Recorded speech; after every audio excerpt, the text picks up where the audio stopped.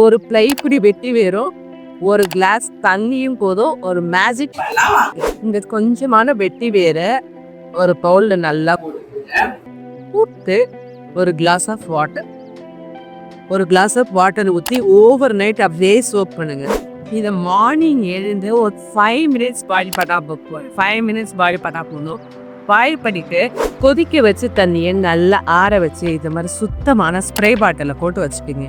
நீங்கள் வெளியில் கிளம்பும் போது இல்லை வீட்டிலே கூட இருக்கும்போது கொஞ்சமாக இந்த ஸ்ப்ரேவை உங்களோட ஃபேஸில் இந்த மாதிரி அடிச்சுட்டு நீங்கள் மேக்கப் போடும்போது இந்த மாதிரி பண்ணும்போது உங்களோட ஸ்கின் நல்லா ஹெல்த்தியாக இருக்கும். உங்கள் மேக்கப் ரொம்ப நேரம் நிற்கும்.